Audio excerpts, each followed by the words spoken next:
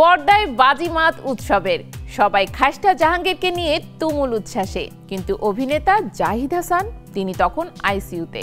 হঠাৎ এক সন্ধ্যায় দর্শকের মাঝে ফিরে এলেন তিনি। চোখে জল, কণ্ঠ কাঁপা, হৃদয়ে ভালোবাসা। অভিনয় নয়, বাস্তবে যেন সিনেমার চেয়েও বড় এক দৃশ্যের নায়ক হয়ে উঠলেন তিনি। ফিল্ম ইন্ডাস্ট্রি আরো বড় বড় ফিল্ম আসুক, আরো ভালো হোক। আমি এত কথা বললে তো হবে না, ওদের কথা নিশ্চয়ই আরো আছে। আসলে আপনাদের প্রতি আমরা অনেক অনেক কৃতজ্ঞ।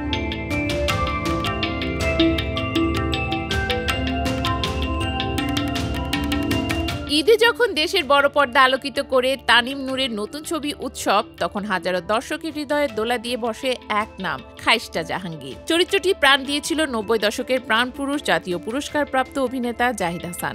কিন্তু পর্দায় যিনি দর্শকের চোখে ধরা দিলেন দুর্দান্ত এক রূপে, বাস্তবে সেই মানুষটি ঈদের ঠিক আগের দিন থেকে হাসপাতালের বিছানায়, আইসিইউতে। সবাই যখন ঈদের আনন্দে ছবি দেখতে হলে দৌড়াচ্ছেন, তখন তিনি নিঃশব্দে লড়াই করছিলেন জীবনের সাথে। কে বলবে এ যেন সিনেমার বাইরের আরেক উৎসব, একজন শিল্পীর গভীরতম আত্মসংঘর্ষের গল্প।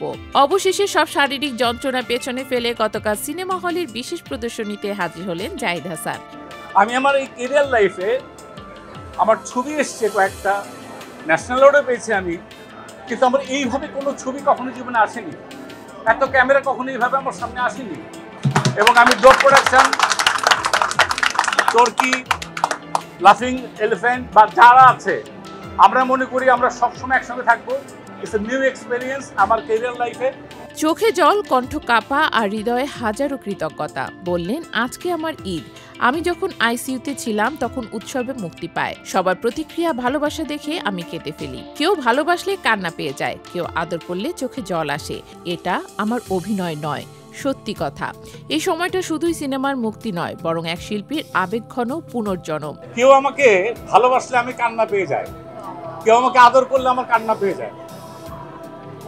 যখন আপনারা সবাই আমাকে এইভাবে আদর করেন, আমার কান্না পায়। এটা অ্যাক্টিং না, এটা সত্য জিনিস। একদিকে প্রেক্ষাগৃহে তুমুল দর্শক প্রবাহ, অন্যদিকে একটি জীবনে ফিরে আসছে ক্যামেরার আলোয়। উৎসব ছবিটি শুধু তার অসাধারণ চিত্রনাট্য ও পরিচালনার জন্য নয়, বরং একসঙ্গে এত গুণী শিল্পীর উপস্থিতির জন্য অনন্য।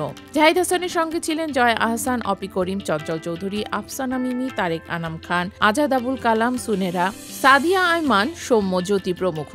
এ যেন এক পর্দার শিল্পী উৎসব। জাহিদ হাসান বলেন, শুটিংয়ের সময় কারো সঙ্গে ঝগড়া করছি, বকা দিয়েছি, এখন বুঝি এসব কিছুই মূল্যহীন। মানুষ, সম্পর্ক, ভালোবাসা, এগুলোই আসল।